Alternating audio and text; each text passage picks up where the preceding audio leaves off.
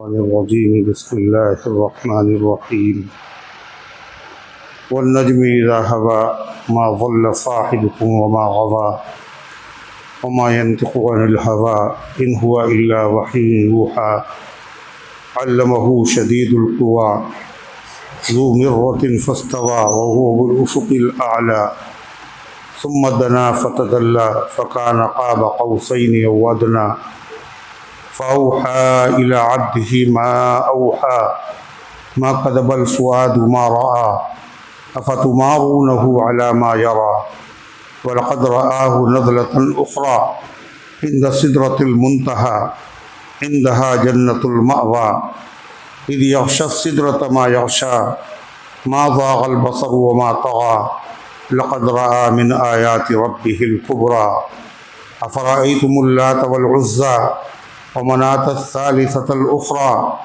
अलकुमुज़्ज़करु व लहुल उन्सा तिल्क इज़न क़िस्मतुन ज़ीज़ा इन हिय इल्ला अस्माउन सम्मय्तुमूहा अंतुम व आबाउकुम मा अंज़लल्लाहु बिहा मिन सुल्तान इन यत्तबिऊन इल्ला ज़न्न व मा तहवल अनफुस व लक़द जाअहुम मिन रब्बिहिमुल हुदा अम लिल इंसानि मा तमन्ना फ़लिल्लाहिल आखिरतु वल ऊला सदक़ल्लाहुल अज़ीम।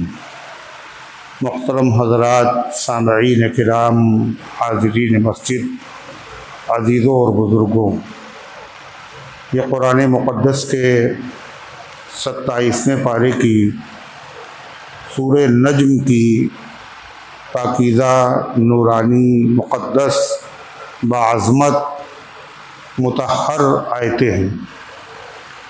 दुआ कीजिए अल्लाह ताला इन मुक़द्दस आयात की रोशनी में सही और सच्ची बात अर्ज़ करने की तौफ़ीक़ नसीब फ़रमाए और हम सब को अमल करने की तौफ़ीक़ अता फ़रमाए। कुरान करीम की सूरत का नाम है नज्म। नज्म के माने हैं सितारा, इसकी जमा आती है नुजूम। इसका नाम सूरह नज्म इसलिए है, इसमें अल्लाह ताला ने नज्म की, सितारे की कसम खाई। अल्लाह ताला को हक़ हासिल है जिसकी चाहे कसम खाए, लेकिन अल्लाह ताला के बंदों को इजाज़त नहीं है कि वो अल्लाह के अलावा किसी के नाम की कसम खाएं। जैसे अल्लाह के अलावा किसी के आगे सर झुकाना नाजायज़ और हराम है, ऐसे ही अल्लाह के नाम के अलावा किसी के नाम की कसम खाना नाजायज़ और हराम। लोग कहते हैं बेटे की कसम, रिज़्क़ की कसम, सर की कसम, तुम्हारी औलाद की कसम, तुम्हारे बाप की कसम, ये सब नाजायज़। ला तहलिफू बि आबाइकुम, अपने बाप दादा के नामों की कसमें मत खाओ। कसम सिर्फ अल्लाह की खाना जाए। तो इस सूरत पाक में नज्म की अल्लाह ने कसम खाई, सितारे की। और ये सूरत पाक मक्किया है। मक्किया होने का मतलब आपको याद हो गया होगा, यानी मक्के में नाज़िल हुई। देखा फिर, ये तो कोई बच्चा और देहाती भी कह देगा मक्के में नाज़िल हुई, मतलब नहीं समझे इसका मतलब आप अभी तक ये सबक याद ही नहीं हुआ। हिजरत का वाक़या पेश आने से पहले जो सूरत नाज़िल हुई, जो आयत नाज़िल हुई, वो मक्की है। 13 साल आप मक्के में रहे, फिर आपने मदीने हिजरत की। इससे पहले जो सूरत नाज़िल हुई वो मक्की है। हिजरत के वाक़े के बाद सूरत नाजिल हुई, चाहे मक्के ही में क्यों ना नाजिल हुई हो, जब भी वो मक्की नहीं मदनी है। तो ये सूरत मक्की है। इस सूरत मुबारका में 62 आयतें हैं और 3 रुकू हैं और 1450 हर्फ हैं। 1450 हर्फ है। इसका मतलब क्या हुआ कि अगर कोई आदमी ये सूरत पढ़े और सारे लोग उस सूरत को सुन लें तो हर सुनने वाले को कितनी नेकियां मिलेगी? कितनी मिलेगी? 1450। एक नेकी भी अल्लाह के वहाँ अगर कबूल हो जाए तो मग़फ़िरत के लिए काफ़ी है। ये बग़ैर मेहनत के, मशक्क़त के, सिर्फ सुन लेने पर सवाब है कुरान की एक सूरत का। और कुरान में सूरतें कितनी हैं? ये देखिए सब माशाल्लाह मुसलमान बैठे हैं कुरान पढ़ने वाले। कितनी सूरतें हैं कुरान में? पहले हमें क्या मालूम, हमने सूरतें गिनी थोड़ी हैं। कुरान में पारे कितने हैं? 30। कुरान में आयतें कितनी हैं?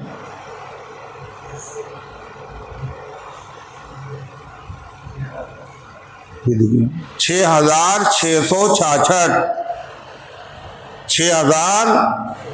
6666 आयतें। पारे कितने हैं? 30।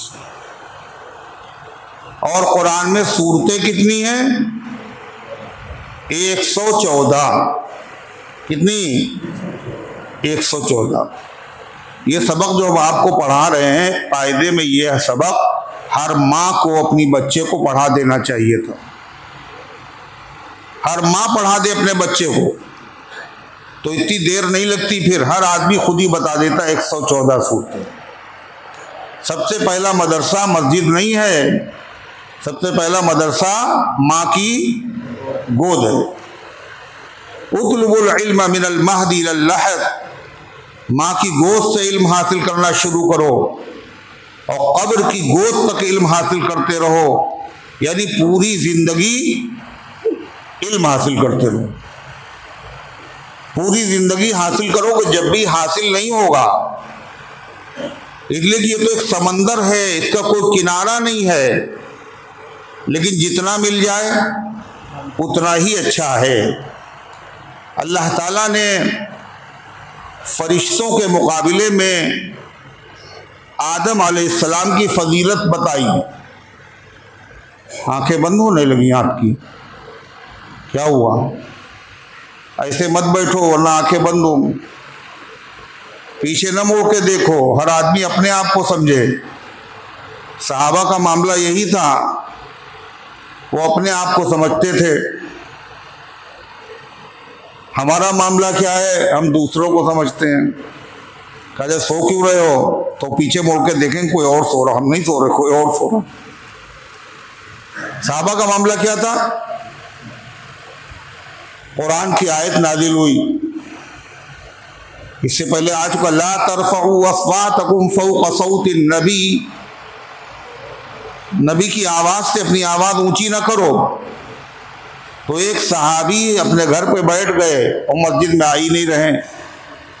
अल्लाह के नबी को खुद ही फिक्र हुई, भाई फुला नहीं दिख रहे हैं, पता लगाओ। पता लगाया गया, कहले कुरान की जब से ये आयत नाज़िल हुई है, मैं अल्लाह के नबी से सामना नहीं कर सकता, मेरी आवाज़ बहुत ऊंची है, शायद मेरे बारे में कुरान की आयत नाज़िल हुई। सहाबा समझते थे ये काम मेरे बारे में, और हम समझते हैं ये दूसरे के बारे में। मसला खाली सोने का नहीं है, कोई भी बात कही जाए। आदमी अपने आप को दूध का धुला हुआ समझता है और दूसरों के ऐब नजर आते हैं, अपने तो ऐब नजर नहीं आते। अल्लाह हम सब की इस्लाह फरमाए, आखिरत की फिक्र नसीब फरमाए। तो मैं अर्ज ये कर रहा था, क्या कह रहे थे? इन्ना लिल्लाहि व इन्ना इलैहि है।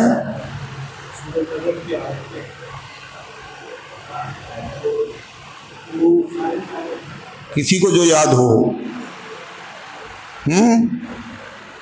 बात कहाँ पहुंची?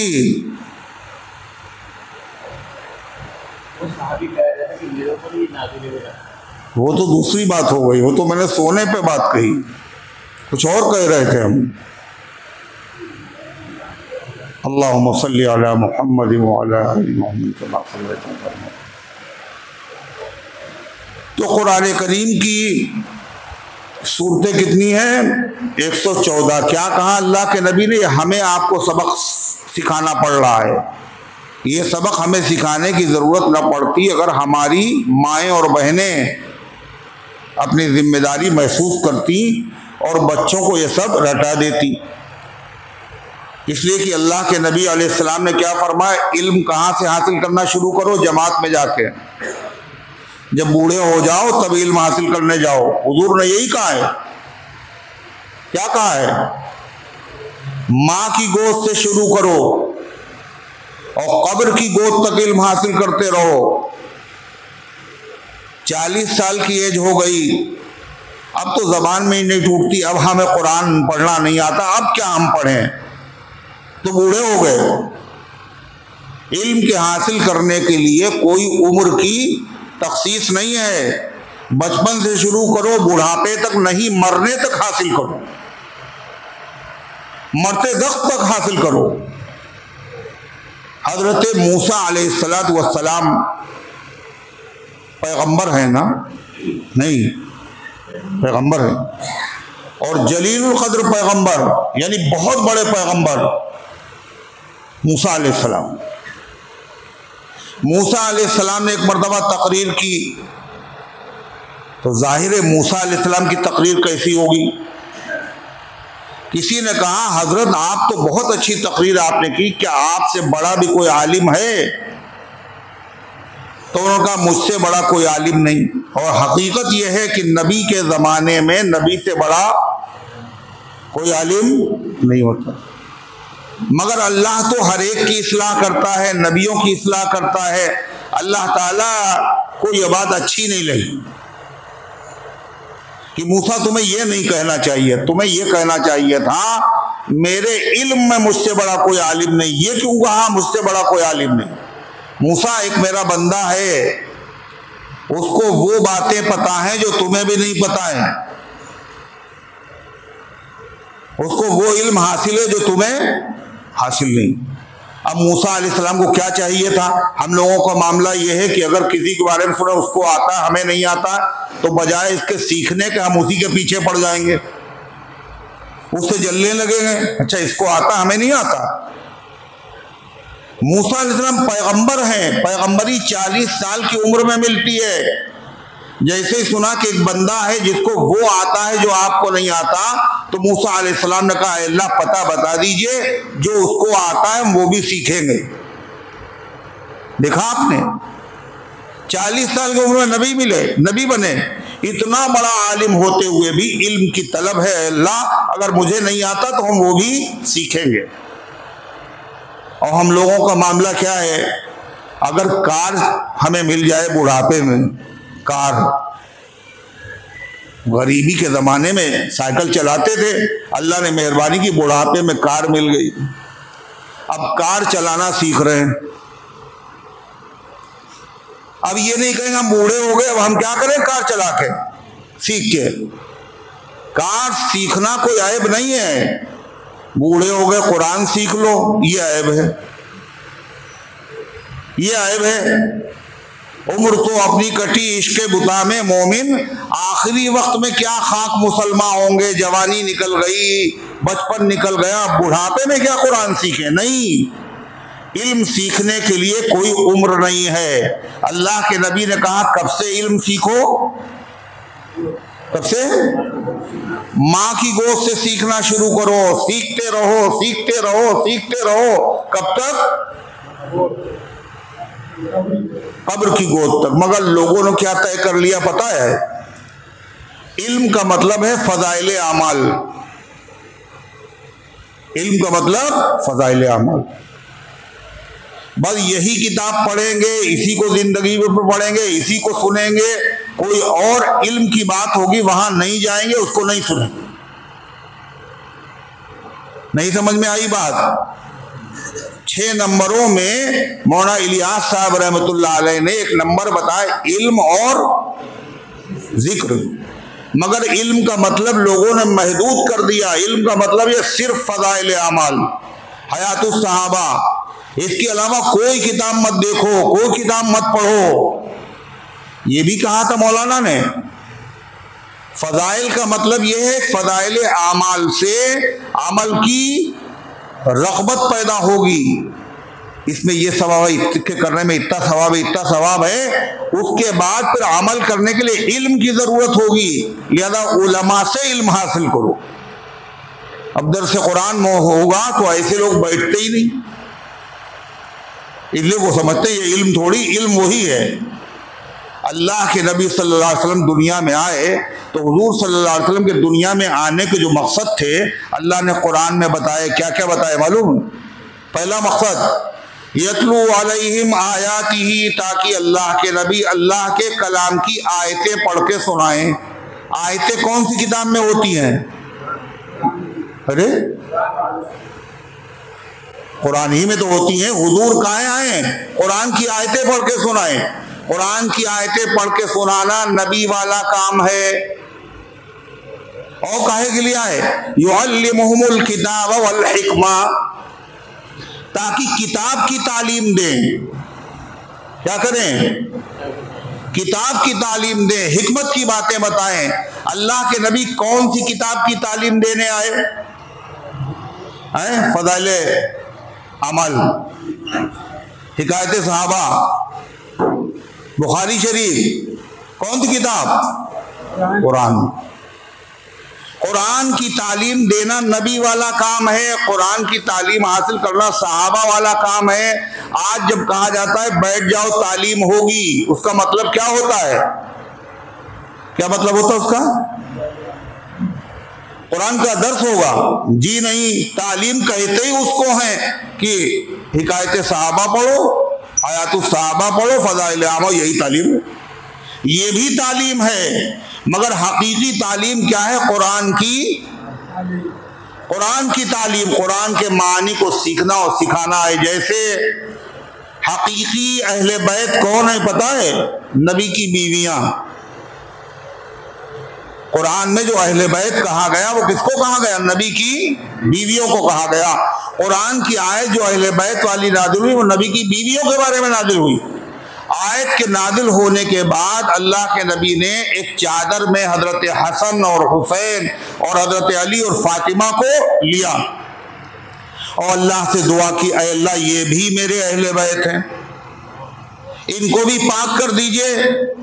मालूम ये हुआ ये अहले बैत में शामिल नहीं थे, अल्लाह के नबी ने दुआ करके इनको अहले बैत में शामिल किया है। ये भी अहले बैत हैं, वो भी अहले बैत हैं। नहीं समझ में आई बात? फज़ाइल आमाल की तालीम भी तालीम है, लेकिन असली तालीम कुरान की तालीम है। तो बार सूरत फरमाया इल्म हासिल करना शुरू करो। कहां से? माँ की गोश्त से। कब तक हासिल करोगे? बूढ़े हो जाओ, 40 साल के हो जाओ, नबी हो जाओ, वली हो जाओ, चाहे जितनी तुम्हें दीन की बात करना आ जाए, चाहे तुम 40 चिल्ले लगा लो, फिर भी ये ना समझना हमें सब कुछ आ गया। इल्म की जरूरत तुम्हें अभी भी है। और यही वजह है कि बहुत गलतियां होती। समझ लिया हमें जरूरत नहीं, हम पढ़ गए, जब पढ़ गए तो पढ़ गए। अल्लाह ताला हमारी गलतियों को माफ फरमाए। आज हमारी माएँ और बहनें जो मदरसा खुदा अल्लाह के नबी ने बताया था वो मदरसा जो है वीरान हो गया, वीरान। यानी माँ और बहनों के पास खुद ही इल्म नहीं है। जब खुद इल्म नहीं है तो फिर बच्चे, उनको इल्म कहाँ से मिलेगा? जो खुद सो रहा हो दूसरों को क्या जगाएगा? अब क्या करे, ये उम्र तो रही नहीं मदरसे में जाए पढ़ने के लिए, स्कूल में जाए पढ़ने के लिए, मगर ये दर्स कुरान की महफिलें क्या हैं? ये भी इल्म हासिल करने का जरिया है। हमारी माएँ और बहनें खास तौर से इल्म हासिल करें। दर्स में आकर के जिस चीज की बंदों को जरूरत थी या है या पड़ेगी, अल्लाह को पता है मेरे बंदों को किस चीज की जरूरत है। ऐसी हर चीज अल्लाह ताला ने कौन सी किताब में बयान की? कुरान में बयान।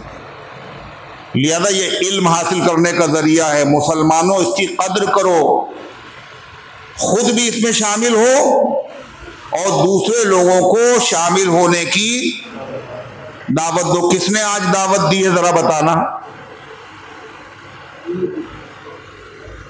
आपने दावत दी किसी को, कई लोगों को, 5-6 लोगों को इन्होंने दावत दी, आपने दावत दी, बाकी लोग कल हम सब दावत खाने आए, दावत देने थोड़ी है। सवाब जाए किया आपने। अगर एक आदमी को आप दावत दे देते और उसकी वजह से उसका जहन बन जाता, उसकी गलती की इस्लाह हो जाती, उसको हिदायत मिल जाती, तो ये हमारी मग़फ़िरत के लिए काफ़ी था। अल्लाह के नबी सल्लल्लाहु अलैहि वसल्लम ने फरमाया, ऐ अली, एक आदमी को अगर तुम्हारी वजह से हिदायत मिल जाए तो ये अल्लाह के रास्ते में 100 सुर्ख ऊंट सदका करने से अफजल है। आपने फरमाया, अद्दालु अलल खैरि कफ़ाइलिही, नेक काम की तरफ रास्ता बताने वाला ये नेक काम का रास्ता है, उसको भी उतना ही सवाब मिलेगा जितना नेक काम करने वाले को मिलेगा। तो क्या इरादा, आज तो दावत नहीं दी किसी को, अगले दर्स में भी नहीं देना है किसी को दावत ना। अच्छा, जो न दावत दे वो हाथ उठाए, जो दावत न दे वो हाथ उठाए। अच्छा, जो दावत देगा वो हाथ उठाए। हैं? एक आदमी से भी कह देंगे तो हो गई दावत, सवाब पक्का, चाहे वो आए चाहे ना आए। है कुंतुम खैर उम्मतिन उखरिजत लिन्नास, तुम बेहतरीन उम्मत हो, लोगों को फायदे के लिए पैदा किए हो। क्या काम है तुम्हारा? तुम लोगों को बुलाते हो, दावत देते हो। दावत से मुराद दीन की बात सुनने की दावत, दीन सीखने की दावत। अल्लाह ताला हम सबकी हाजिरी को कबूल फरमाए। तो कुरान पाक की इस सूरत की अगर तिलावत हम सुनेंगे तो कितनी नेकियां मिलेंगी, देखना। सब याद है, सबको भूल गए? कितनी नेकियां मिलेंगी? कितनी? 1450। और अगर इस सूरत की तिलावत खुद करेंगे तो कितनी नेकियां मिलेंगी? 14,500। 14,500 नेकी। और अगर मर गए, नहीं पढ़ पाए, इतनी नेकियां कम। अल्लाह ने मौका दिया है, अभी सांसें चल रही हैं, पढ़ने की तौफीक मिल रही है, कुरान पढ़ते रहो, पढ़ते रहो, पढ़ते रहो। अल्लाह के नबी सल्लल्लाहु अलैहि वसल्लम तो मासूम हैं, मगर आप अल्लाह से क्या दुआ करते हैं पता है? वर्ज़ुक़नी तिलावतहु आना अल-लैलि व आना अन-नहार।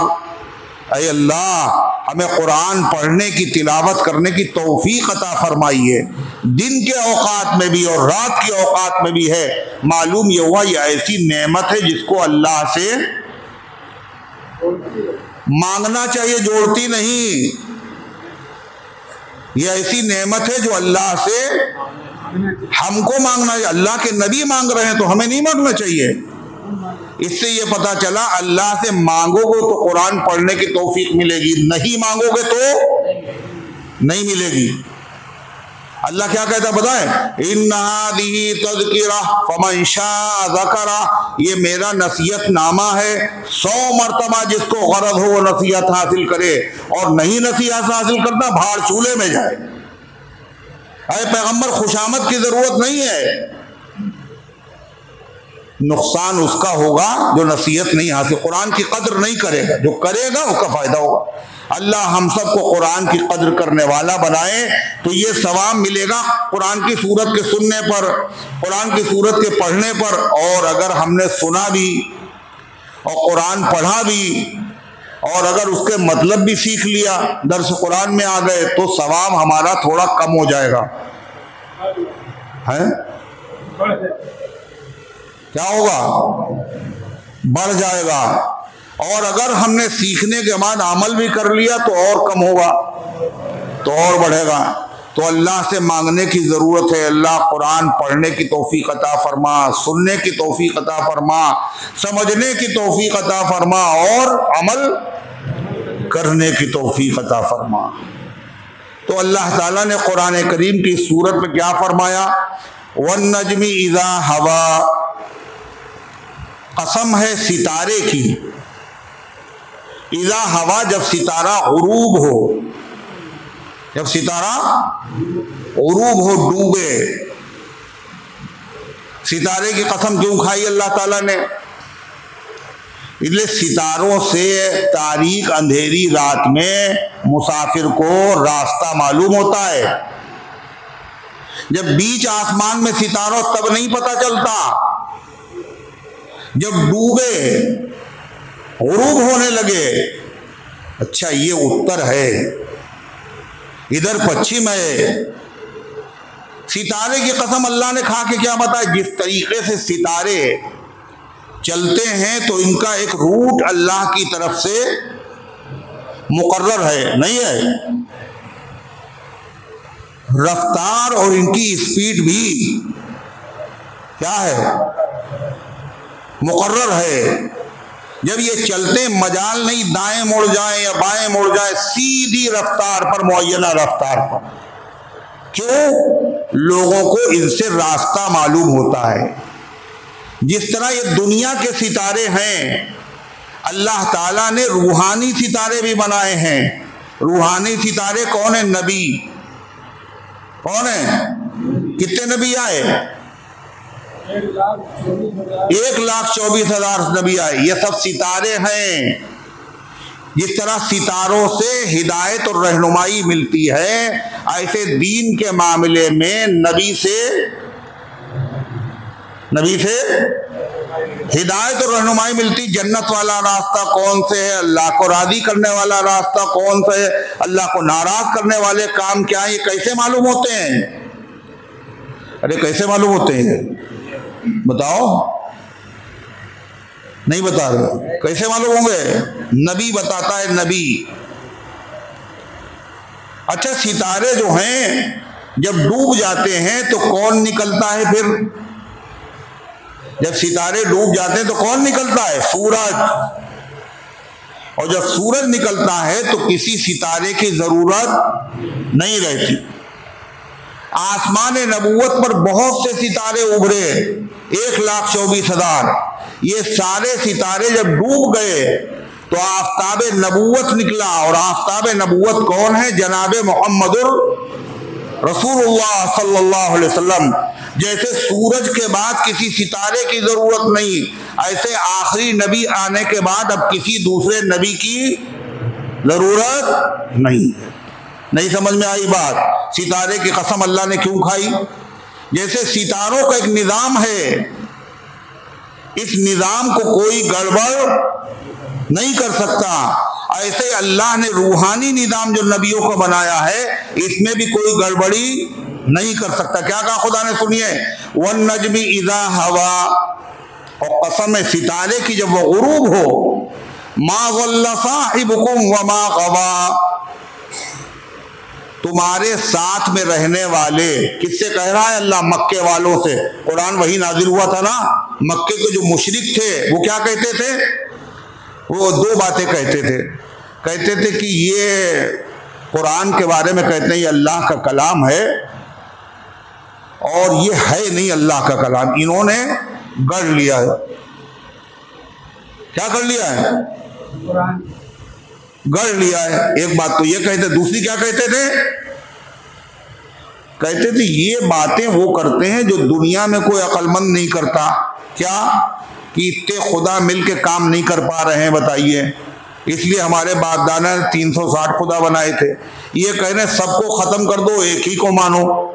जब सारे मिल के काम नहीं कर पा रहे हैं तो एक कैसे करेगा? दूसरी बात ये कहते हैं कि मरने के बाद फिर से जिंदा किया जाएगा। ये बात भी अकल में नहीं आती। तो या तो ये मजनून हैं, इनका दिमाग माज़अल्लाह सही नहीं है, या जानबूझ करके इन्होंने झूठ गढ़ लिया है। ये बातें कहते थे। अल्लाह कसम खा के कह रहा है दोनों बातें गलत हैं। और कसम कब खाई जाती है? जब सामने वाले को इत्मीनान दिलाना हो। अरे है नहीं। और कौन कसम खा रहा? अल्लाह। और कसम खा के खुदा ने क्या कहा? मा ज़ल्ला साहिबुकुम व मा गवा। ये नहीं कहा ये मोहम्मद सल्लल्लाहु अलैहि वसल्लम, ये नहीं कहा ये नबी, ये भी नहीं कहा ये रसूल, ये भी नहीं कहा, बल्कि क्या कहा? ये तुम्हारे साथी। अल्लाह के नबी को साथी क्यों कहा?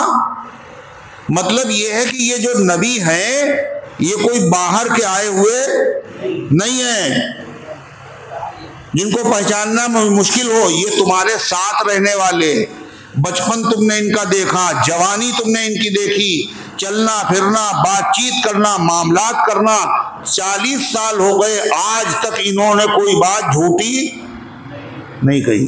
तुम्ही ने इनको सादिक कहा, तुम्ही ने इनको अमीन कहा। जिनने 40 साल तक झूठ ना बोला हो, बंदों से झूठ ना बोला हो, क्या वो अल्लाह के मामले में झूठ बोल सकता है? मा ज़ल्ला साहिबुकुम व मा गवा। पैगंबर जो तुम्हें रास्ता दिखा रहे हैं, इस रास्ते में पैगंबर बहके नहीं, न जानबूझ करके पैगंबर गलत रास्ते में चले हैं। जैसे सितारा बिल्कुल सीधे रास्ते पर चलता है, ऐसे नबी भी उससे कोई गलत काम नहीं हो सकता। अगर नबी से गलत काम हो जाए तो पूरी उम्मत क्या हो जाएगी? गुमराह हो जाएगी। नहीं समझ में आई बात? अरे समझ गए? ऐसे मत बैठो, हमने बताया था, जो ऐसे बैठेगा उसे नींद आएगी। थोड़ा सा आगे सरक आओ, जगह है, जहां जहां जगह हो आगे बढ़ के बैठो और से सुनो। फिर क्या कहा अल्लाह ताला ने? वमा यंतिकु अनिल हवा। दूसरी बात, और तुम कह रहे हो कि नबी ने कुरान गढ़ लिया है। सुनो, मेरे नबी वो हैं जो कोई काम तो बड़ी दूर की बात है, कोई लफ्ज भी अपनी चाहत, अपनी ख्वाहिश से जबान से नहीं निकालते। वमा यंतिकु अनिल हवा, नबी नहीं बोलते अपनी ख्वाहिश से, जी चाहा तो ये कर लिया, जी चाहा वो कर लिया, ऐसा नहीं है। इन हुआ इल्ला वह्यु यूहा, आप जो बोलते हैं वो वही होती है जो आपकी तरफ भेजी जाती है। एक मर्तबा हुजूर पाक सल्लल्लाहु अलैहि वसल्लम ने एक सहाबी से कहा, क्या कहा मालूम? वो आए और कहने लगे, अल्लाह के रसूल, मैं सफ़र कर रहा था और मेरा ऊंट जो है वो मर गया, तो मुझे सवारी के लिए इंतज़ाम कर दीजिए। तो आपने एक सहाबी से कहा, इनको एक ऊंटनी का बच्चा दे दो। क्या दे दो? ऊंटनी का बच्चा। अब वो कहने लगे, अल्लाह के रसूल, मुझे सफ़र करना है, सफ़र के लिए ऊंटनी का बच्चा नहीं, मुझे ऊंट चाहिए। आपने फरमाया, अल्लाह के बंदे, हर ऊंट ऊंटनी का बच्चा ही होता है। तो सहाबा कहने, हुजूर आप भी मजाक करते हैं। सहाबा ने कहा, हुजूर आप भी मजाक करते हैं। इन्नका तुदाइबुना या रसूल अल्लाह, अल्लाह के रसूल आप भी मजाक करते हैं। तो आपने क्या कहा? ला क़ूलु इल्ला हक़्क़ा, मैं बात जरूर कहता हूं हंसी की, मगर मेरी जबान से सच्ची बात के अलावा कोई बात कभी नहीं निकलती। हुजूर ने जो कहा ऊंट का बच्चा दे दो, तो बात ये सच्ची नहीं है क्या? अरे हर ऊंट ऊंटनी का बच्चा ही तो होता है। कोई बात सच्ची, सच के अलावा कोई बात निकलती नहीं। एक सहाबी हैं, उनका नाम है अब्दुल्ला इब्न आमर इब्न आस। तो ये सहाबी जो थे, जब अल्लाह के नबी की मजलिस में आते थे तो हुजूर जो बोलते थे, ये क्या करते थे? उसे क्या करते थे? लिखने लगते थे। एक दिन लोगों ने इनको टोका, अरे हर बात लिख लेते हो। अरे नबी इंसान है, कभी गुस्सा होते हैं, कभी खुश होते हैं, कभी गुस्से में कोई बात कह दी, कभी खुशी में कोई बात, हर बात लिख लेते हो। तो उन्होंने लिखना छोड़ दिया। अल्लाह के नबी सल्लल्लाहु अलैहि वसल्लम पूछा, क्या बात, तुम तो लिखते थे, लिखना क्यों छोड़ दिया? कहा, अल्लाह के रसूल, कुछ लोगों ने कहा आप इंसान हैं और आप गुस्सा भी होते हैं और खुश भी होते हैं, कभी गुस्से में कोई बात कहते हैं, हर बात नहीं लिखना चाहिए। आपने फरमाया, सुनो, गुस्सा हो चाहे खुशी, मेरी जबान से जो बात निकलती है वो हमेशा सच ही निकलती है। अल्लाह कह रहा, तुम कह रहे हो गढ़ लिया मेरे नबी ने, अपनी मर्जी से जो चाहा है, नहीं। वमा यंतिकु अनिल हवा, नबी अपनी ख्वाहिश से कोई लफ्ज नहीं निकालते। इन हुआ इल्ला वहयु यूहा, वो वही होती है जो आपकी तरफ भेजी जाती है। अपनी मर्जी से कभी कुछ नहीं कहते आका, जो खुदा कहता है सरकार वही कहते हैं, अपनी मर्जी से कुछ नहीं कहते। अल्लाह के नबी जब बैठते थे, अल्लाह कहता था बैठ जाओ तो बैठ गए, कहा खड़े हो जाओ तो खड़े हो गए। कुरान में क्या है, या अय्युहल मुद्दस्सिर कुम, ऐ चादर के ओढ़ने वाले उठिए, तो हुजूर उठ गए। है या नहीं? कोई काम मर्जी के बगैर नहीं, वही होती, आप जो कुछ बोलते हैं वही होती। वही दो तरह की होती, गौर से सुनो। वही अल्लाह का पैगाम दो तरह का होता है। कौन कौन? एक में लफ्ज भी अल्लाह के होते हैं और माना भी अल्लाह के होते हैं। उस वही की तिलावत की जाती है। कुरान क्या है? ऐसी ही वही है, लफ्ज भी अल्लाह के हैं और माना भी अल्लाह की। एक वही ऐसी होती है, लफ्ज तो होते हैं नबी के मगर माना अल्लाह के होते हैं, उसको कहते हदीस। दो चीजें हैं ना, कुरान और हदीस। कुरान में अल्फाज भी अल्लाह के और माना भी अल्लाह के, इसकी तिलावत होती है। हदीस में माना तो अल्लाह के हैं मगर लफ्ज मोहम्मदुर रसूलुल्लाह सल्लल्लाहु अलैहि वसल्लम के हैं, उसकी तिलावत नहीं होती। समझ गए? आगे क्या कहा खुदा ने? बाद लोग ये कहते थे कि मोहम्मद सल्लल्लाहु अलैहि वसल्लम काहिन हैं। क्या है? क्या है? काहिन। काहिन भाई, वक्त से पहले मत बोलो, सोच के बोलो। एक होता साहिर, एक होता काहिन, एक होता शायर। तो कभी कहते शायर हैं, कभी कहते काहिन हैं, कभी कहते साहिर। साहिर माने जादूगर। काहिन उसे कहते हैं जो हिसाब किताब लगाकर लकीरें खींच करके बताता है अगले साल क्या होगा, महंगाई होगी, फसल आएगी नहीं आएगी, तुम्हारे वहां औलाद होगी नहीं होगी, भविष्यवाणी करने वाले लोग हैं। कहते अल्लाह के नबी काहिन है। काहिन का मतलब क्या होता है? ऐसे लोगों के पास शैतान आते हैं। कौन आता है? शैतान। और कुछ बातें उनको बता देते हैं, वो लोगों को बता देते हैं और पैसे से ले लेते हैं। तो अल्लाह के नबी माअज़ल्लाह नबी नहीं, काहिन है। आपके पास कोई शैतान आता है, वो आपको सिखा जाता है, आप कहते हैं ये अल्लाह का कलाम है। अल्लाह कहता है होश में रहो, ये कलाम कुरान अल्लाह का है और सिखाने वाला शैतान नहीं है, बल्कि सिखाने वाला सबसे ताकतवर फरिश्ता है। वो कौन है? जिब्रील। शैतान की वहां तक रसाई और गुजर भी नहीं। क्या कहा अल्लाह ताला ने? अल्लमहु शदीदुल कुवा। ये कुरान सिखाया है मेरे नबी को। किसने? शदीदुल कुवा, उस फरिश्ते ने जो बहुत ताकतवर है।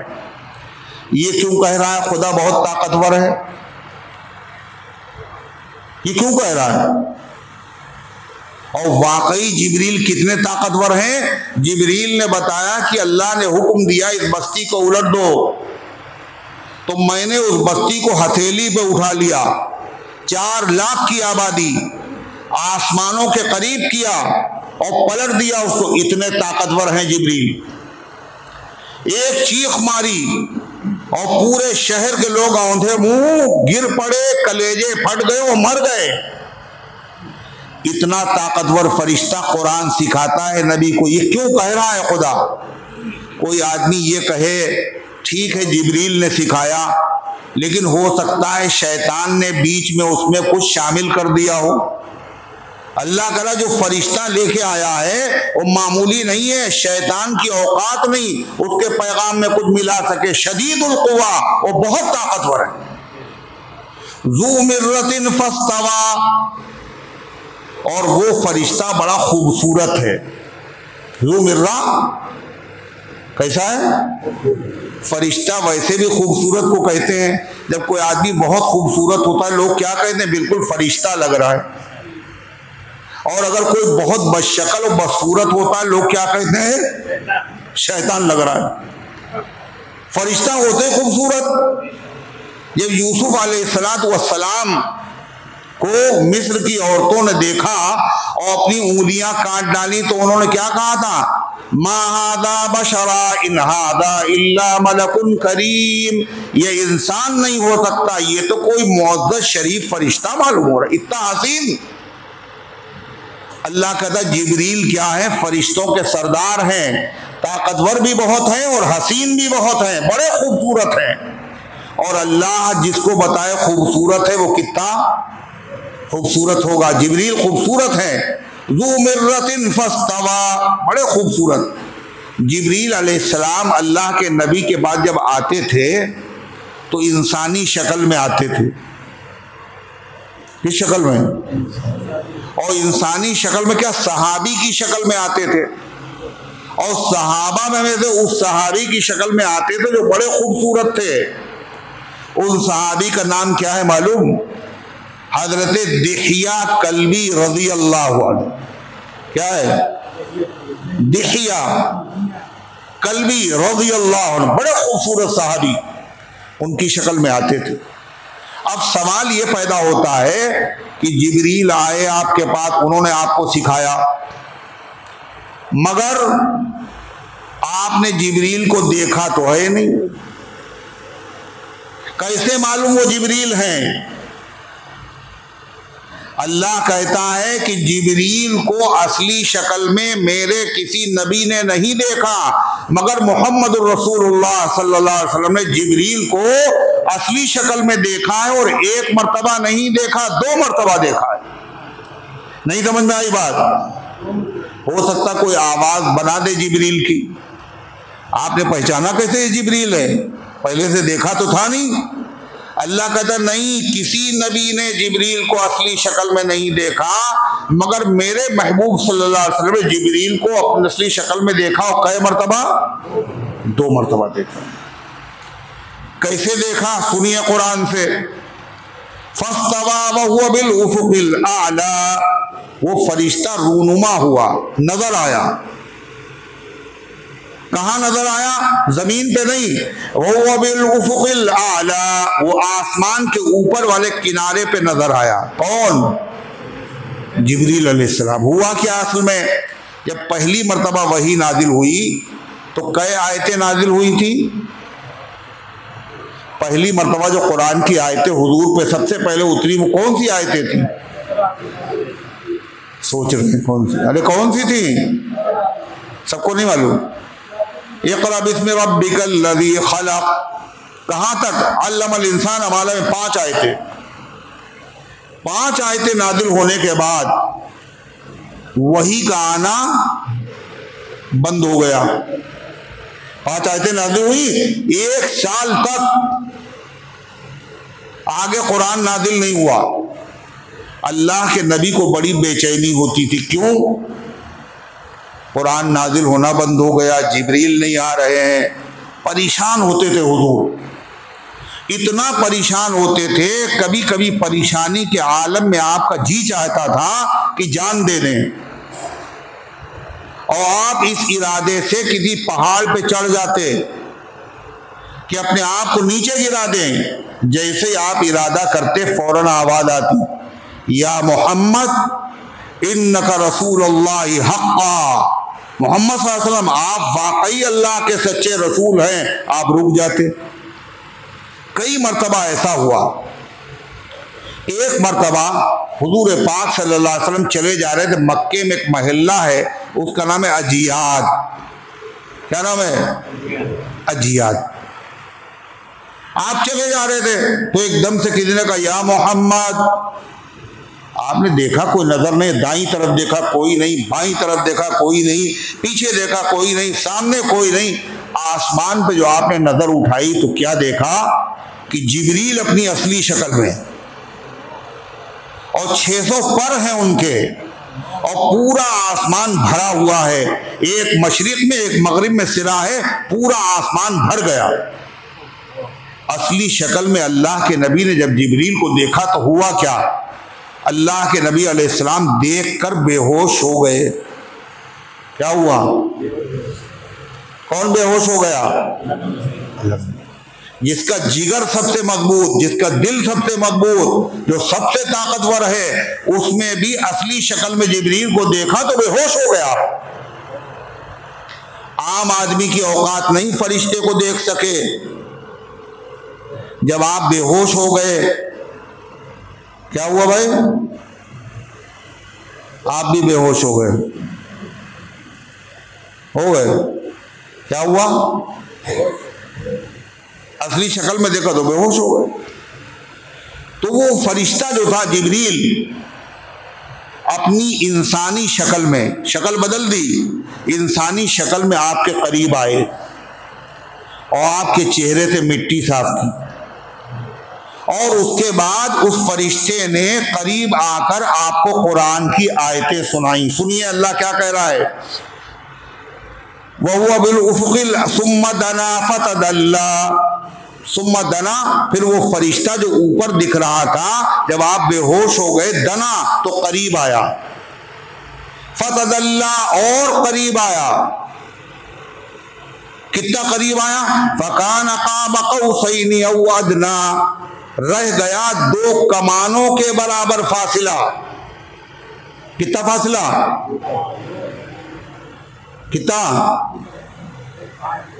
अरे कितना फासला बचा? 2 कमानों का फासला। 2 कमानों का फासला मतलब अरब लोग जो है, जब हम लोग कोई बात करते हैं, आपस में मुआहिदा करते हैं, कुछ तय करते हैं, तो क्या करते हैं हम लोग? जब कोई बात पक्की करते हैं तो क्या करते हैं? हाथ पे हाथ रख करके यूं करते, सौदा तय, डन, करते नहीं करते? अरब लोग जब कोई मुआहिदा करते थे तो क्या करते थे? दोनों लोग अपनी अपनी कमाने आपस में मिला देते थे। कमान देखी है? नहीं देखी? कमान होती है, उसके अंदर एक तार बंधा होता है, उस तार के ऊपर तीर रख के खींचा जाता है ना?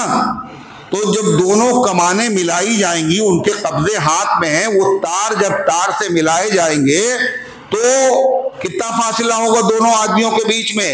1 हाथ। अल्लाह उसी को कह रहा, जिब्रील नबी के करीब आए। कितना करीब आए? फ़कान क़ाब क़ौसैनि औ अदना, रह गया 2 कमानों के बराबर फासला, औ अदना, या इससे भी ज्यादा कम। यानी अल्लाह के नबी ने जिब्रील को देखा है, असली शक्ल में देखा है और बहुत ही करीब से देखा है। जब करीब आ गए तो फिर क्या हुआ? फ़ाउहा इला अब्दिही मा औहा, तो वही भेजी अल्लाह ने अपने बंदे की तरफ, जो वही भेजी। हज़रत जिब्रील अलैहिस्सलाम कुरान लेकर के नाजिल हुए, और क्या जिब्रील ने पैगाम सुनाया? अल्लाह ने उसका जिक्र नहीं किया। बाद मुफस्सिरीन कहते हैं कि जिब्रील ने आके ये कहा, अल्लाह ताला ने कहा मैंने हराम कर दिया है तमाम नबियों पर, मैंने हराम कर दिया तमाम नबियों पर, कोई नबी जन्नत में नहीं जाएगा जब तक कि आए महबूब आप जन्नत में नहीं जाएंगे। दूसरी बात, और किसी नबी की उम्मत जन्नत में नहीं जाएगी जब तक कि पहले आपकी उम्मत जन्नत में नहीं चली। यह सूरह मुद्दस्सिर की आयतें वही नाज़िल हुई। अल्लाह फरमाता मा कज़बल फुआदु मा रआ। कभी कभी ऐसा होता है, आदमी कुछ देखता है तो दिल अंदर से क्या कहता है? ठीक से देखा नहीं, वो होगा कुछ, नजर कुछ आया। अल्लाह कहता मेरे महबूब ने जो जिब्रील को देखा, मा कज़बल फुआदु मा रआ, तो दिल ने झूठलाया नहीं जो आंख ने देखा। आंख ने जो देखा, दिल भी कह रहा था कि बिल्कुल सही सही देखा है। अब जब जिब्रील को हुजूर सल्लल्लाहु अलैहि वसल्लम ने देख लिया और तो किसी ने देखा नहीं, मक्के लोग, उनके लोग फिर भी झुठला रहे हैं हुजूर पाक सल्लल्लाहु अलैहि वसल्लम को। अल्लाह उनसे कह रहा है अफतुमारूनहु अला मा यरा, क्या तुम उस नबी से झगड़ रहे हो उस बात पर जो उसने देखी है? अरे तुमने नहीं देखा, उसने देखा है। जब कोई आदमी कोई चीज नहीं देखता तो देखने वाले की बात मान ली जाती है, भाई तुमने नहीं देखा उसने देखा। मिसाल के तौर पर, अब ये मुहर्रम खत्म होगा तो चांद निकलेगा, है ना? कौन सा चांद निकलेगा? कौन सा निकलेगा? अरे इसके बाद कौन सा महीने का चांद निकलेगा? है? हाँ, ये हुई कोई बात? कौन ने बताया? चेहल्लम। सही कहा इन्होंने। अब फिर कोई बात है, आप समझ नहीं रहे बात को, आप सफर किए जा रहे हैं। लोगों में मशहूर क्या है? कौन सा महीना है ये? चेहल्लम का। चेहल्लम का मतलब 40वां। चेहल्लम का मतलब, अरे 40वां किसका 40वां? जब कोई मर जाता है तो उसके बाद 3 दिन के बाद क्या होता है? तीजा। और उसके बाद 40 दिन के बाद 40वां, उसी को कहते हैं चेहल्लुम। तो ये चेहल्लुम है किसका? हजरत हुसैन रजी अल्लाह अन्हु का। किसका? 10 तारीख को शहीद हुए मुहर्रम की। अब उसके बाद 20 सफर जब आई तो कितने दिन हो गए? भाई? 40 चेहल्लुम। और कब शहीद हुए थे हजरत हुसैन रजी अल्लाह अन्हु? इसी साल ना? इसी साल मुहर्रम में शहीद हुए थे ना? अरे कब शहीद हुए थे? नहीं बता रहे हैं। सन 61 हिजरी में शहीद हुए थे। 61, यानी हुजूर पाक सल्लल्लाहु अलैहि वसल्लम ने हिजरत फरमाया, चल कितना रहा है? 1446 हिजरी। 61 में शहीद हुए तो हजरत हुसैन की शहादत के कितने दिन हुए? 20 सफर को 40 दिन होंगे ना। ये 40वां कैसा है? किसी के मरने के बाद 40वें दिन होता है। ये हजरत हुसैन को हर साल मारते हैं और हर साल चेहल्लुम मनाते। अरे है नहीं? अरे एक ही मरतबा तो शहीद हुए, 40 दिन के बाद चेहल्लुम हो गया, साल के बाद बरसी हो गई, मगर ये हर साल चेहल्लुम कैसा? झूठ है नहीं है? सरासर झूठ है नहीं है? इसका मतलब झूठ की इस्लाम में कोई गुंजाइश नहीं है। जो हमारे वहां मुर्दों को तीजा और 40वां मनाया जाता है, ये भी शरीयत से साबित नहीं है, ये भी शियों की देन है। तीजा 40वां ये सब कहां से आया? सहाबा के वहां नहीं है। यही तीजा मनाते हैं और 40वां मनाते हैं और हर साल 40वां। तो खैर, सफर का महीना जब शुरू होगा तो कैसे पता चलेगा ये महीना शुरू होगा? चांद देख के होगा। तो चांद सब लोगों को तो दिखता नहीं। कभी कभी चांद सबको नहीं दिखता। 2-4 आदमियों को दिख गया, उन्होंने गवाही दे दी, भाई हमने चांद देखा, मुफ्ती ऐलान कर देता है, सारे लोग रोजा शुरू कर देते, नहीं शुरू करते, ईद मनाते हैं। ये नहीं कहते हमने तो देखा नहीं, ईद कैसे मनाए? अरे तुमने नहीं देखा, कुछ लोगों ने तो देखा है। अल्लाह कहता है तुमने जिब्रील को नहीं देखा, मेरे महबूब ने तो देखा है। देखी हुई चीज पे मेरे नबी से लड़ रहे हो तुम। अफतुमारूनहु अला मा यरा, क्या तुम उनसे झगड़ रहे हो उस चीज पर जिसको नबी ने आंखों से देखा? फिर आदमी कहता है अच्छा भाई देखा है, एक ही मर्तबा तो देखा, एक मर्तबा देखने के बाद आदमी ठीक से नहीं पहचान पाता। अल्लाह कहता गलत, मेरे महबूब ने जिब्रील को असली शक्ल में देखा, एक मर्तबा नहीं बल्कि 2 मर्तबा देखा। एक मर्तबा दुनिया में देखा, मक्के में देखा, मोहल्ला अजियाद में देखा, और दोबारा कहाँ देखा? शबे मेराज में देखा। क्या कहा खुदा ने? वलक़द रआहु नज़लतन उख़रा, और देखा है नबी करीम अलैहिस्सलातु वस्सलाम ने जिब्रील को नज़लतन उख़रा, दोबारा उतरते हुए। दूसरी मर्तबा कब देखा?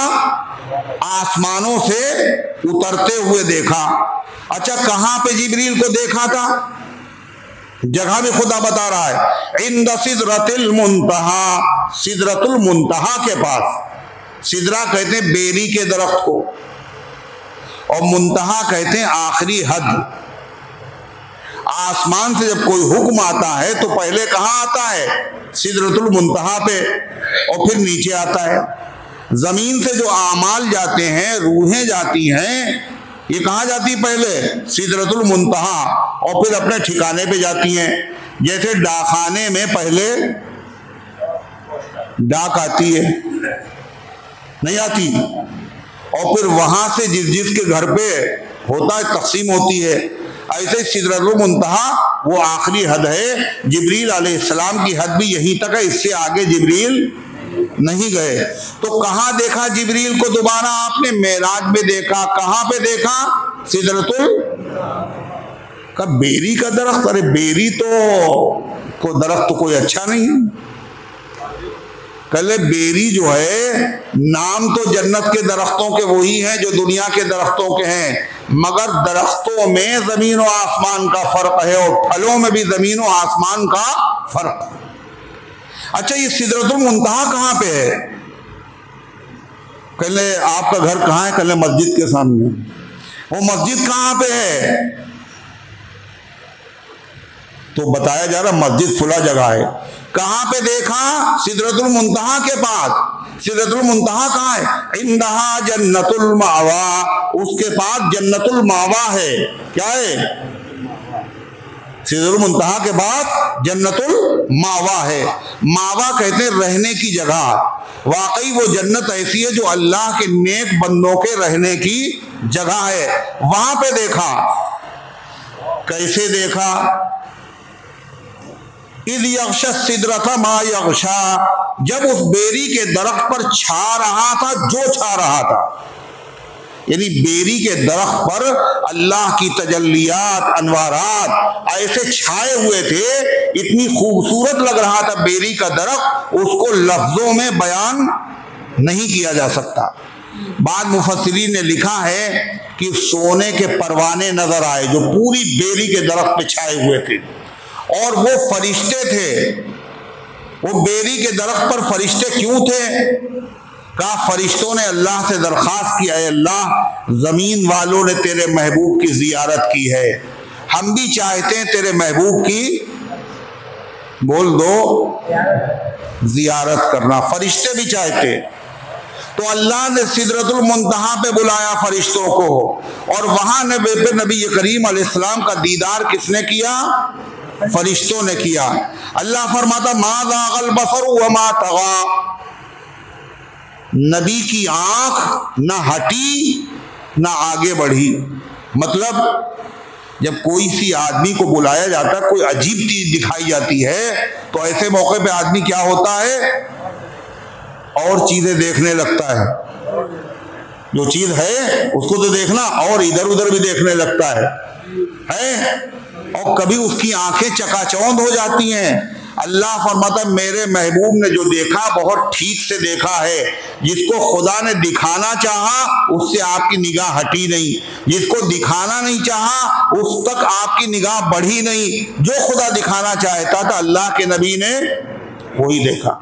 किसी बादशाह के दरबार में आप जाएं और बादशाह कहे ये देखो, और आप इधर उधर चक्कर मकर करने लगे, तो क्या है? तो बेअदबी है।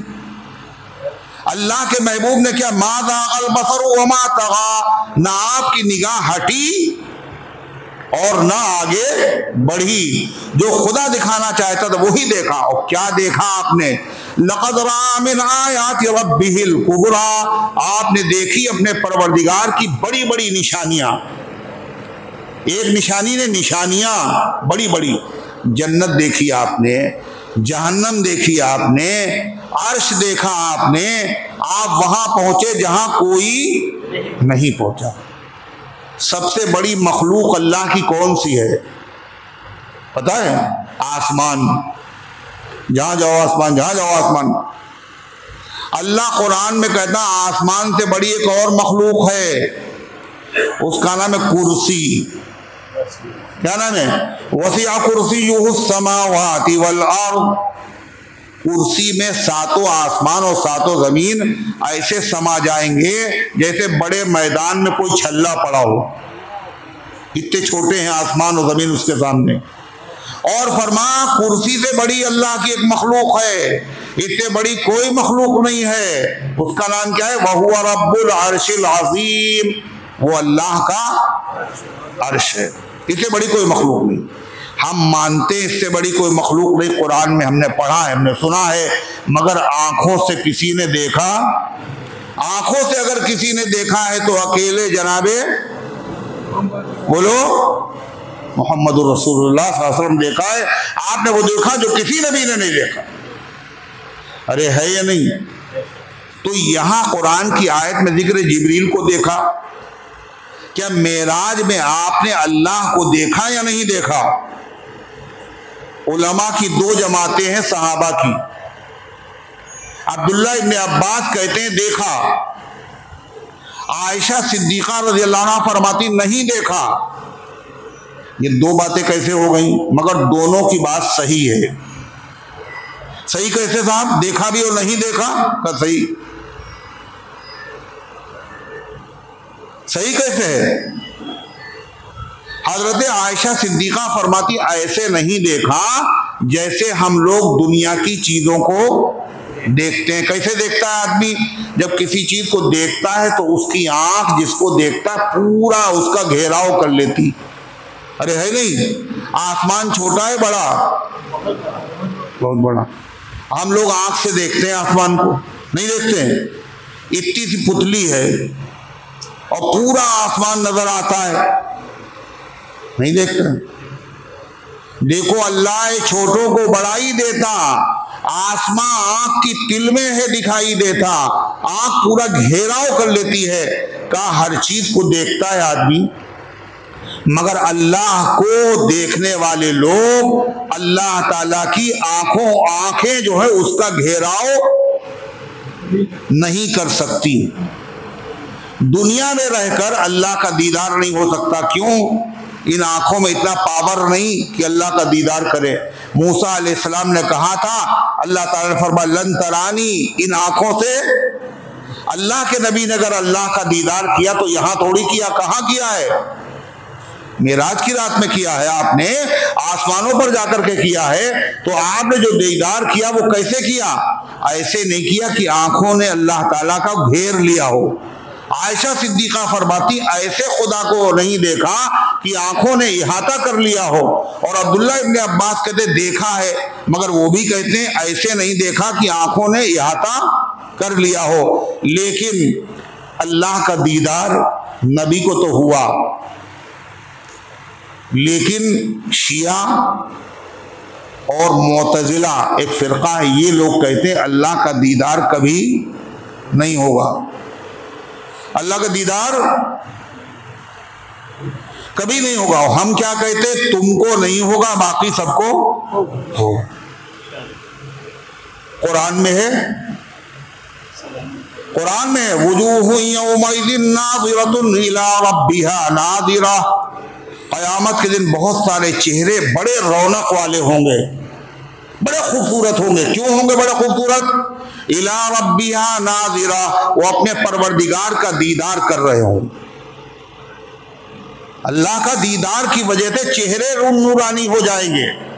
ये दीदार हदीस में आता है, किसी को हफ्ते में होगा और किसी को रोजाना होगा। जैसे दर्जे होंगे वैसे दीदार होगा। और अल्लाह का दीदार जन्नत की नेमतें मिलने के बाद सबसे आखिर में होगा। कब होगा? अरे बोल भी दो, सबसे आखिर में। अल्लाह जन्नतियों से कहेगा कुछ और चाहिए? जन्नती कहेंगे अल्लाह जन्नत दे दी आपने। जन्नत उस जगह का नाम है जहां हर तमन्ना पूरी हो जाए, हर मुश्किल से नजात मिल जाए। चेहरे नु अल्लाह ताला फरमाएगा, अल्लाह अपना दीदार करा देगा। कहेगा हम तुमसे राजी हो, अब कभी नाराज। जन्नती कहेंगे सारी जन्नतों की नेमतें और लज्जत एक तरफ और अल्लाह के दीदार की लज्जत और मजा एक तरफ। ये लज्जत जो है जन्नत की तमाम लज्जतों पर भारी है। बताओ कौन कौन दीदार करना चाहता है अल्लाह का? अच्छा, तो अल्लाह का दीदार जो है वो बहुत बड़ी नेमत है।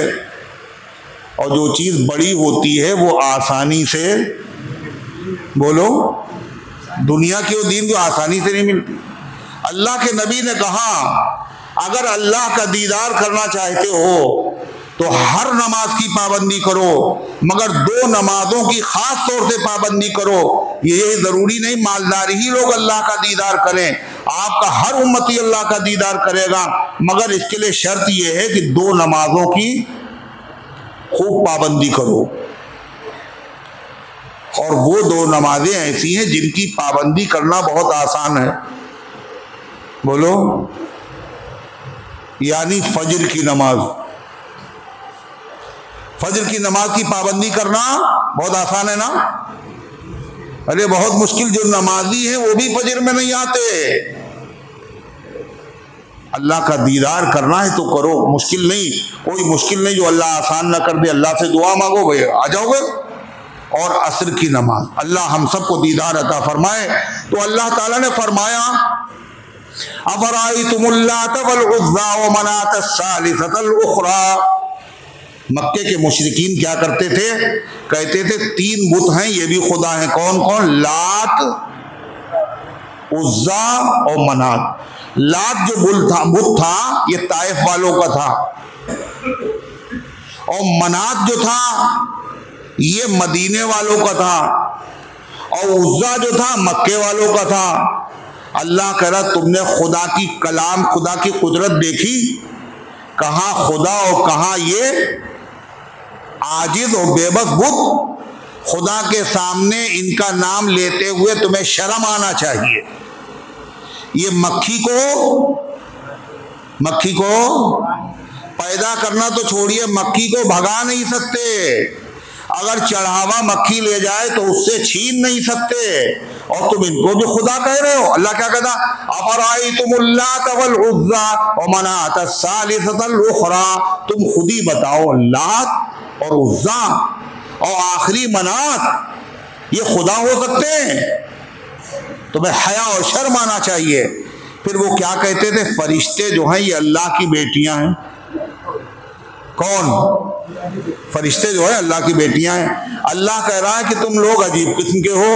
अव्वलन तो अल्लाह की कोई औलाद ही नहीं होती, लम यलिद वलम यूलद।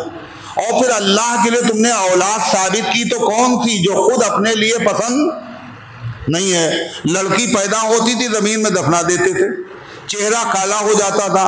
जो चीज अपने लिए पसंद नहीं कर रहे हो, खुदा की ये इज्जत तुम्हारी नजर में है कि फरिश्तों को अल्लाह की बेटियां बना रहे हो। क्या कहा खुदा ने? अलकुमुज़्ज़करु व लहुल उन्सा तिल्का इज़न क़िस्मतुन ज़ीज़ा। क्या तुम्हारे लिए बेटे हैं और अल्लाह के लिए बेटियां? ये तो बड़ी जालिमाना तक़सीम है, बड़ी भोंडी तक़सीम है। इसका मतलब अल्लाह की तुम्हारे दिल में कोई इज्जत और अज़मत नहीं है। अल्लाह फरमाता है, इन हिया इल्ला अस्माउन सम्मयतुमूहा अंतुम व आबाउकुम। ये बुत कुछ नहीं है। अल्लाह कहते ये खाली नाम है जो तुमने कहते फुला देवी है, फुला देवता है, इनकी कोई हकीकत नहीं है। मा अंज़लल्लाहु बिहा मिन सुल्तान। अल्लाह ने इसके बारे में कोई दलील नाजिल नहीं की है। इन यत्तबिऊना इल्ला ज़न्न व मा तहवल अनफुस।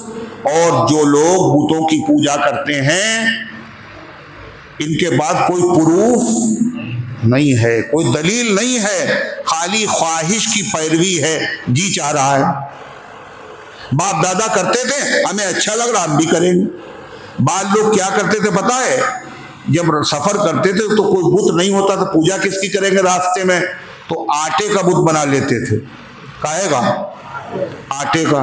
एक सहाबी कहने मैंने आटे का बुत बना लिया और सफर में गया और भूख बहुत लगी और खाना मिला नहीं, और भूख बड़ी तेज लगी, मर जाएंगे, क्या करें? तो वही बुत जो था आटे का, उसी को मैंने पीस करके घोल करके खा लिया। ये तो आलम। अल्लाह फरमाता है ये लोग सिर्फ अपने ख्यालात की पैरवी करते हैं और जो इनका जी चाहता है। वलक़द जाअहुम मिन रब्बिहुमुल हुदा। हालांकि इनके पास आ चुकी है परवरदिगार की तरफ से हिदायत, खुला हुआ पैगाम। अगर अकल से काम लें तो इनकी समझ में आ सकता है इन बुतों में कुछ रखा नहीं। अल्लाह कहता है एक मरतबा, अलहुम अर्जुलुन यमशून बिहा। जरा गौर करो, तुम्हें हमने पैदा किया और तुमने बुतों को पैदा किया है। फर्क देखो, हमने तुम्हारे पैर बनाए, तुमने उनके पैर बनाए। हमारे बनाए हुए पैरों से तुम चलते हो, तुमने जो खुदा बनाए हैं उनके पैर तो हैं, उनसे चलते हैं वो। बोलो, अलहुम ऐदी यब्तिशून बिहा। क्या उनके हाथ हैं, उनसे पकड़ सकते हैं? वलहुम आयुनुन ला युबसिरूना बिहा, आंखें तो हैं मगर देख नहीं पाते, कान है मगर सुन नहीं पाते। तुमसे भी ज्यादा आजिज हैं, उनसे अच्छे तो पुजारी उनके, खुदा तो उनसे भी गए गुजरे, मगर अकल पर पत्थर पड़े हुए हैं। और किसकी अकल पे पत्थर पड़े हुए हैं? IAS है, PCS है, बड़े बड़े पढ़े लिखे लोग हैं और वो भी यही कर रहे हैं। अल्लाह का शुक्र अदा करो, अल्लाह ने मुसलमानों के घर पे पैदा किया, वरना हम लोग भी यही करते होते। अल्लाह का एहसान मानो। इसीलिए हमारे आका अलैहिस्सलाम ने फरमाया, जब खाना खाओ तो दुआ पढ़ा करो, उस पे इस्लाम पर शुक्र अदा किया करो। अल्हम्दुलिल्लाहिल्लज़ी अतअमना व सक़ाना व जअलना मिनल, तमाम तारीफ अल्लाह के लिए, इन्हें खिलाया पिलाया, हमें मुसलमान बनाया। अरे है सच्चाई या नहीं बताइए? अकल है, पढ़े लिखे हैं, अफसर हैं, मगर पानी डाल रहे हैं, सजदे कर रहे हैं। अल्लाह ताला फरमाता है, अम लिल इंसानी मा तमन्ना फलिल्लाहिल आखिरत वल ऊला, क्या इंसान की तमन्ना पूरी हो जाती है? जब उनसे पूछा जाता है इनकी पूजा क्यों करते हो, तो कहते हैं ये दुनिया में मुसीबत से बचा लेंगे और आखिरत में अल्लाह के वहां सिफारिश करेंगे। अल्लाह कहता है ये खाली इनकी तमन्ना ही तमन्ना है, ये तमन्ना पूरी होने वाली नहीं है। ये बुत क्या, फरिश्ते भी बगैर अल्लाह की इजाजत के सिफारिश नहीं कर सकते, ये तो बुत हैं। फलिल्लाहिल आखिरत वल ऊला, अल्लाह ही के कब्जे में दुनिया की तमन्ना है और आखिरत की तमन्ना है, और अल्लाह ने बता दिया ये तमन्ना पूरी होने वाली नहीं है।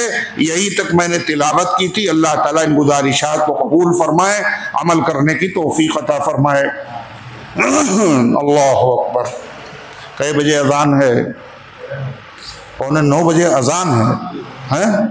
अच्छा, मेरी बेटी बाल काटने की दुकान है? मेरी बाल काटने की दुकान है और दाढ़ी काटते हैं, तो दाढ़ी काटने का हमें भी गुनाह पड़ेगा या नहीं? सवाल अच्छा है। दाढ़ी खुद काटना ये भी गुनाह है, किसी से कटवाना ये भी गुनाह है।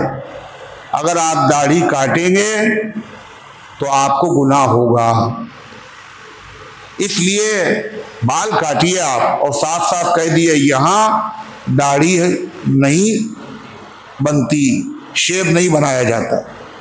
अगर आप बनाएंगे तो आप बराबर के जुर्म में शरीक होंगे। और कोई मसला?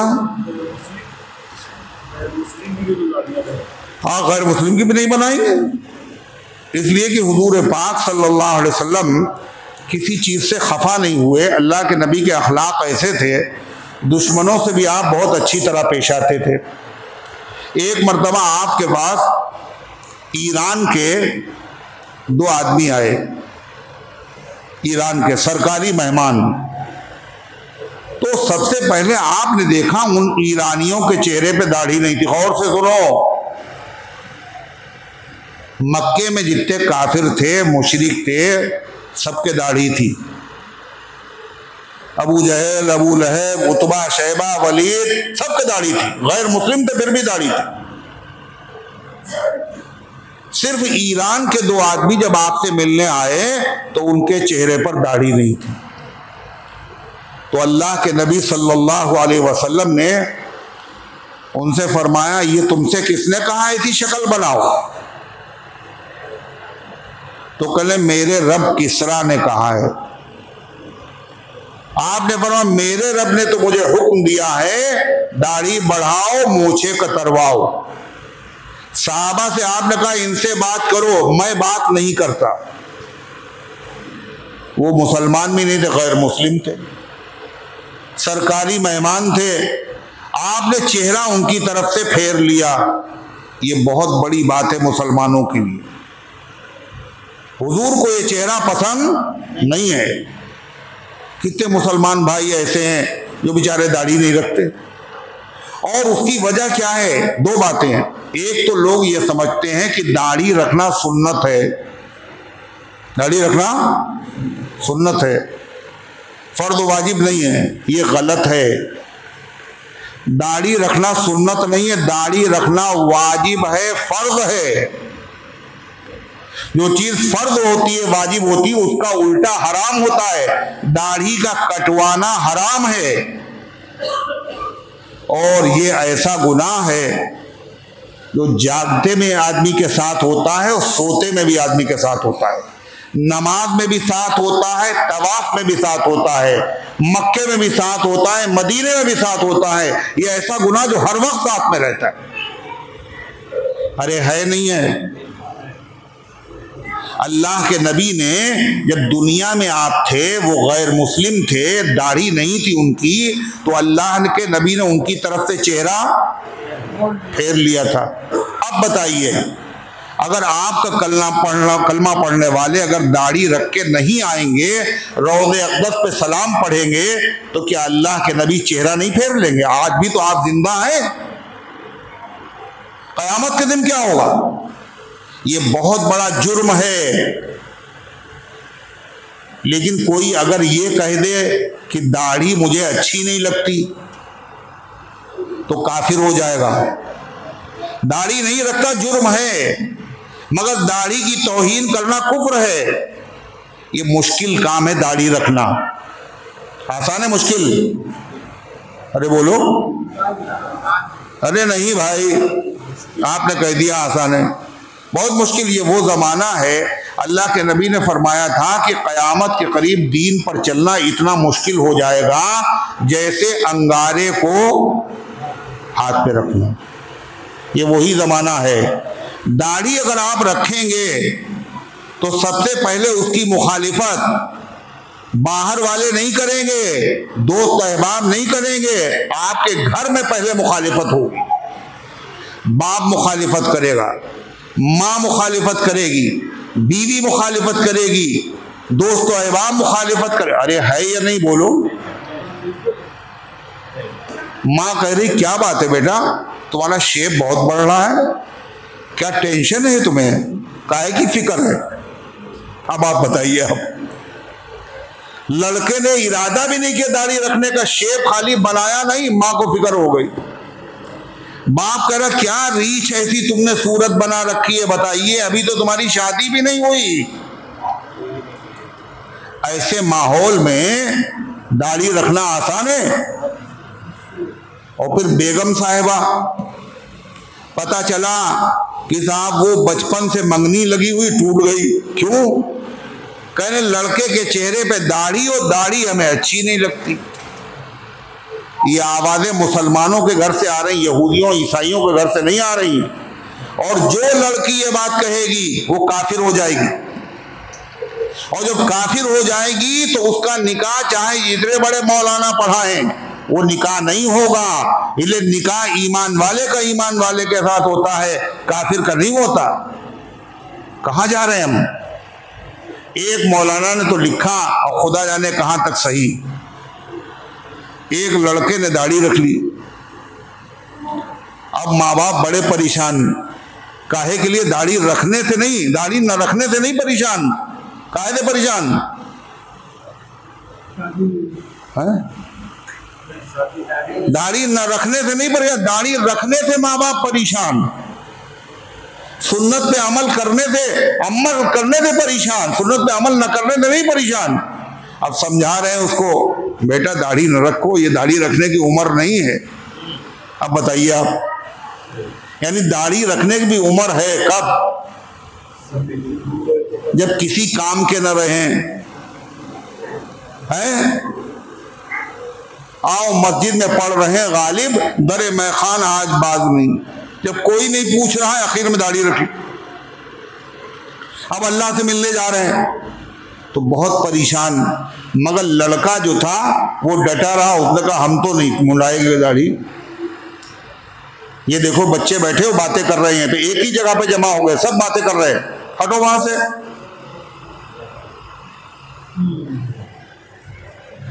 तो कहने लगे, माँ बाप ने कहा बेटे चलो उम्रा करने चले। कहाँ चले? उम्रा करने।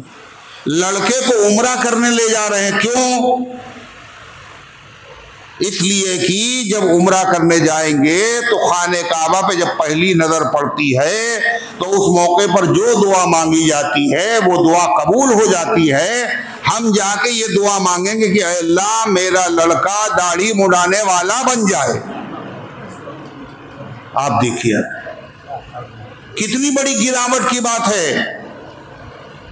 काबा के मुंह से जाओगे गालिब, शर्म तुमको मगर नहीं आती। तो ये तो हुआ घर का हाल। दूसरी बात, अगर आप नौकरी करने जाएंगे तो आपको नौकरी नहीं मिलेगी, आप दाढ़ी रखे हैं। कदम कदम के ऊपर इम्तिहान है। दीन पर चलना बड़ा मुश्किल है, लेकिन मेरे भाइयों हमारे लिए मुश्किल है, अल्लाह के लिए कोई मुश्किल नहीं है। फिर ये मुश्किल कैसे आसान होगी? अल्लाह से दुआ मांगो, अल्लाह दीन पर चलना आसान फरमा दे, गुनाहों से बचना आसान कर दे।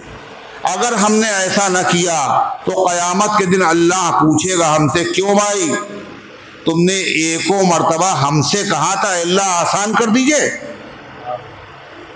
कहा था तुमने? जवाब दो मुझे। इसलिए अल्लाह से दुआ करो कि जो दाढ़ी नहीं रखता उसे हकीर मत समझो, जलील मत समझो, बस सिर्फ दुआ करने की जरूरत है।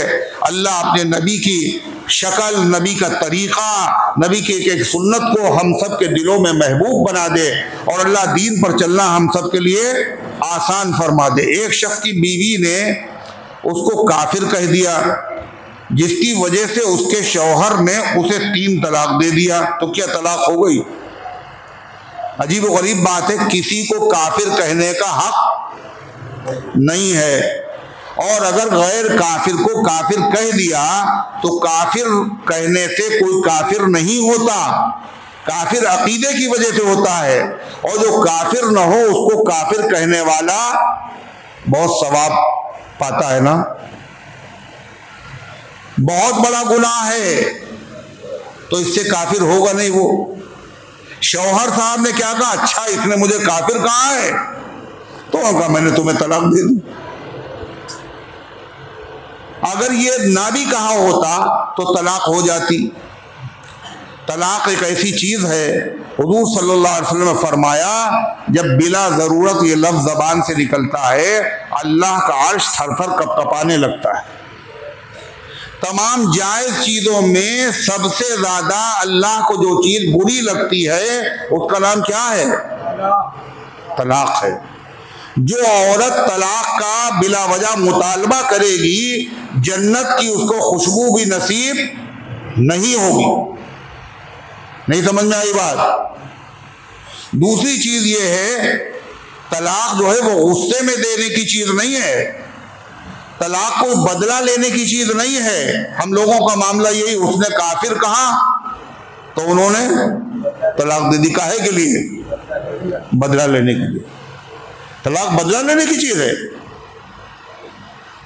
तीसरी बात जो बहुत अहम है, बहुत अहम है, और ज्यादातर लोग जाहिल है इससे, उम्मत के लोग, जब कभी तलाक होती है तो लोग क्या कहते हैं? गुस्से में हमने तलाक दे दी। कैसे दे दी? खुशी में कौन तलाक देता है? तलाक तो गुस्से में होती। इसका मतलब तलाक आपने गुस्सा निकालने के लिए दी है। कैसे दी? गुस्सा निकालने के लिए। तलाक गुस्सा निकालने के लिए नहीं है, बदला लेने के लिए नहीं है, मजाक करने की भी चीज नहीं है। हदीस में आता है 3 चीजें ऐसी हैं जिनकी हकीकत तो हकीकत है, मजाक भी हकीकत है। मजाक में भी नहीं कहना। वो 3 चीजें क्या हैं? अन्निकाह वत्तलाक वल्इताक। एक निकाह, 2 गवाहों की मौजूदगी में 2 आदमी मौजूद हैं, लड़की ने लड़के से कहा हमने तुमसे निकाह किया, उसने कहा मैंने कबूल किया, निकाह हो गया। खुतबा भी नहीं हुआ, मगनी भी नहीं हुई, कहे तो तुमने बनाया है सब किससे? निकाह तो बहुत आसान है, निकाह हो गया। अब जब निकाह हो गया, बाकायदा इसका दूसरा निकाह होगा तो निकाह नहीं होगा, हरामकारी होगी। निकाह तो हो चुका। गुलाम है, उससे कह दिया हंसी हंसी में हमने तुम्हें आजाद किया, वो आजाद हो जाएगा। बीवी से शौहर ने हंसी में कह दिया हमने तुम्हें तलाक दी, तो तलाक हो जाएगी।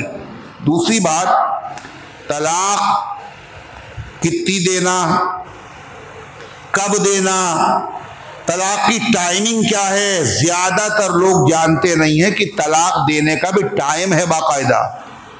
हर वक्त तलाक नहीं दी जा सकती। तलाक देने के लिए एक वक्त है, तलाक देने की एक तादाद है। तलाक देने का टाइम क्या है? जितने लोग हैं इन सब से पूछो, शायद कोई बता दे तलाक देने का टाइम क्या है। टाइम पे तलाक दो। गुस्सा अभी आया, तलाक का टाइम अभी 3 महीने के बाद आएगा, तो गुस्सा बाकी रहेगा, तलाक भी नहीं होगी। वक्त भी नहीं मालूम क्या वक्त है। कुरान में बाकायदा अल्लाह ताला ने एक सूरत नाजिल फरमाई है, उस सूरत का नाम है सूरह तलाक। ये मसले ऐसे हैं जो कभी न जलसे में आपके सामने आएंगे, न किसी किताब में आपके सामने आएंगे। अल्लाह ने कुरान में बयान किए काहे के लिए? अमल करने के लिए। और मुसलमानों की अक्सरियत उससे नावाकिफ है। जब इल्म नहीं तो अमल कैसे होगा। ये चल रहा है कौन सा? 27वां पारा। इसके बाद आएगा 28वां पारा। 28वें पारे में इंशाअल्लाह वो सूरत आएगी जिसका नाम सूरह तलाक है। उस पर तफसील से बात की जाएगी। अल्लाह इन गुजारिशात को कबूल फरमाए, अमल करे। और भी है कुछ है। एक लड़की आलिमा है जो कि बगैर शादीशुदा है, और लोग कहते हैं बगैर शादीशुदा 6 सिफात का मुज़ाकरा नहीं कर सकते हैं। तो क्या ये सही है? भाई ये 6 सिफात कौन कौन सी हैं? यानी 6 बातें, 6 नंबर। तो ये मौलाना इलियास साहब ने तो लिखा नहीं कि जो गैर शादीशुदा हो वो 6 नंबर ना बयान करे। लिखा है? ये कोई कुरान और हदीस की बात है? ये सारी बातें अपनी तरफ से पैदा की गई हैं। दीन की बात जिस तरह शादीशुदा कर सकता है, गैर शादीशुदा भी कर सकता है। हार्ट अटैक की कोई दुआ बता दें। हार्ट अटैक है या इसी तरीके से कोई भी बीमारी है, हर बीमारी के लिए कुरान में एक सूरत है, उसका नाम है सूरह शिफा, यानी अलहम्द शरीफ 7 मरतबा पढ़े। अव्वल आखिर दुरूद शरीफ 7 मरतबा पढ़ें और पानी पे दम करें और रोजाना पीते रहें। इंशाअल्लाह हर बीमारी से अल्लाह शिफा अता फरमाएगा। अल्लाहुम्मा सल्ली अला सय्यिदना व अला आलि सय्यिदना कमा तुहिब्बु व तर्ज़ा अदद मा तुहिब्बु व तर्ज़ा। अल्लाहुम्मा अंतस सलाम व मिनकस सलाम तबारकत या ज़ल जलाली वल इकराम। अल्लाहुम्मा हफ़ज़ना मिन कुल्लि बलाइ दुनिया व अज़ाबिल आखिरह। ऐ अल्लाह हम सब की हाज़िरी को अपनी रहमत से कबूल फरमा, ईमान कामिल अता फरमा, अमाल सालिहा की तौफीक अता फरमा, इस दर्स कुरान को अपनी रहमत से कबूल फरमा ले। ऐ अल्लाह इसके फैज़ को घर घर के अंदर पहुँचा दे। ऐ अल्लाह इसकी बरकत से अक़ीदों की, आमाल की, अखलाक की, मुआशरे की इस्लाह फरमा। ऐ अल्लाह इसको हम सब की नजात और मग़फ़िरत का ज़रिया बना दे।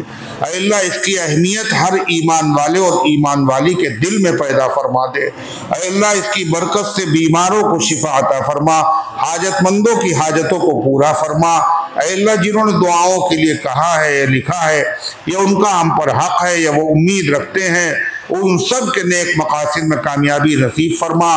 मस्जिद अक़सा की, हरमैन शरीफैन की, दुनिया की तमाम मस्जिदों की, मदरसों की, इस्लामी मरकज़ों की हिफाजत फरमा। ऐ अल्लाह तमाम ईमान वालों और ईमान वालियों की जान की, माल की, इज्जत की, आबरू की हिफाजत फरमा। हमारे मुल्क की फ़िरका परस्तों की शरारत से हिफाजत फरमा। ऐ अल्लाह जहाँ शौहर और बीवी में ना इत्तिफाक़ी है, अल्लाह इत्तिफाक़ पैदा फरमा दे। ऐ अल्लाह जिनको रिश्तों की तलब है, अच्छे रिश्तों का इंतज़ाम फरमा दे। ऐ अल्लाह जो शादीशुदा हैं, औलाद से महरूम हैं, नेक और साले औलाद अता फरमा। ऐ अल्लाह जो औलाद वाले हैं, औलाद की तरफ से फ़िक्रमंद हैं, उनकी फ़िक्रों को दूर फरमा दे। ऐ अल्लाह जो कारोबार के एतबार से परेशान हैं, उनके कारोबार में बरकत अता फरमा। ऐ अल्लाह जो दुनिया से जा चुके उन सब की मग़फ़िरत फरमा। इस्माइल हानिया शहीद मरहूम की मग़फ़िरत फरमा, उनके दरजात को बुलंद फरमा, और उम्मत के तमाम शहीदों की और तमाम बुजुर्गों की मरहूमीन की मग़फ़िरत फरमा। ऐ अल्लाह हम सब को इस्लाम पर जिंदा रख, ईमान पर मौत दे, ईमान वालों के साथ हश्र फरमा। ऐ अल्लाह फ़लस्तीन के मज़लूम मुसलमानों पर जो मज़ालिम ढा रहे हैं, मालिक उन सब को इबरतनाक सजा अता फरमा, उनको इसी दुनिया में जलील खार और रुसवा फरमा दे। आमीन या रब्बल आलमीन। व सल्लल्लाहु